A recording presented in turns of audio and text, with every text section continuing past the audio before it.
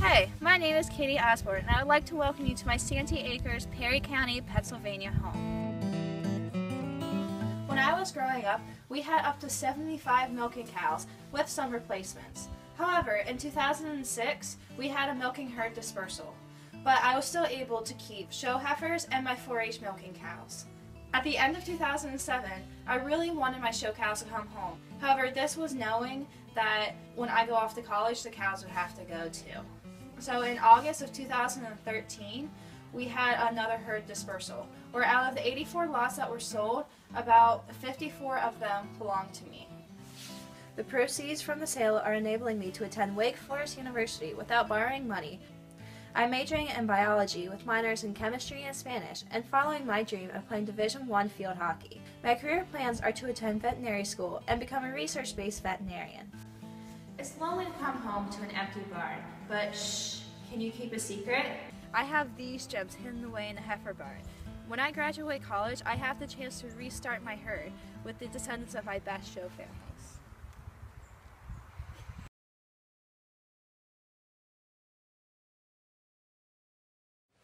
If I were to give a presentation about the dairy industry to a local organization, I would focus on how technologically advanced the dairy industry is today, as well as being a family-oriented business.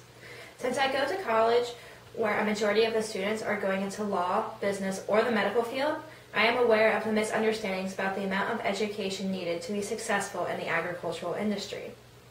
Technological advances have been made to increase the profitability of farms as well as to produce more food on the same amount of land. An example I would provide would be about the advancement of genetics, both in crop production and in dairy. There are farmers that were concerned about a year of drought and the negative effect it had on their crop yield. In response, researchers were able to figure out the genetics behind crops and then manipulate the genome in order to make the crops more drought resistant. Since farmers are supposed to be able to feed 9 billion people by the year 2050, having more yield in dry seasons would be beneficial. In addition, the power of genomics have not just affected the crop industry, but the dairy industry as well. With the technology at companies such as Zoetis, they can now determine how the calf will perform as a lactating cow. Knowledge such as the type and percent yield can now be figured out with a simple genomic test. This allows farmers to create designer cattle using the known genomes to breed for the ultimate model.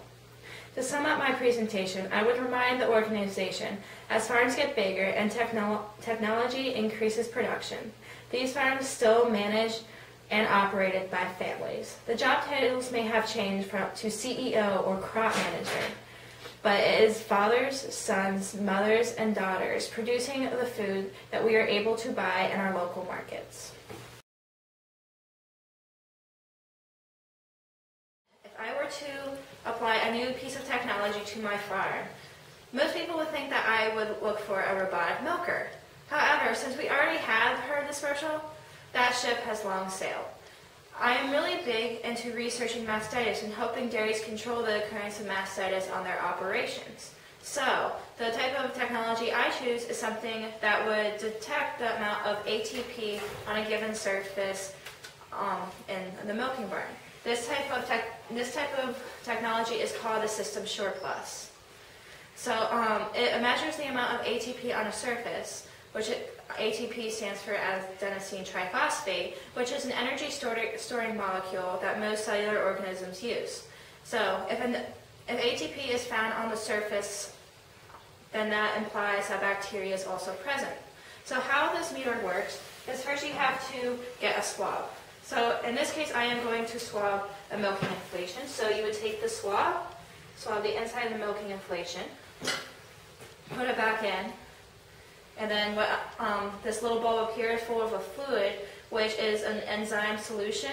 And when the enzyme reacts with the ATP, it creates a light. And that's what the reader looks for, is the amount of light given off from the reaction. So what I would do is snap it and squeeze the solution into the swab tube.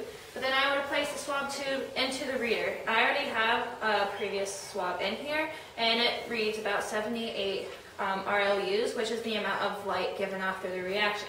which implies that ATP is present and that there's a slight amount of bacteria present in the reader. Since this technology is mostly used in meat processing plants or in hospitals, my research would include trying to see if this would be a good option for the dairy industry as well.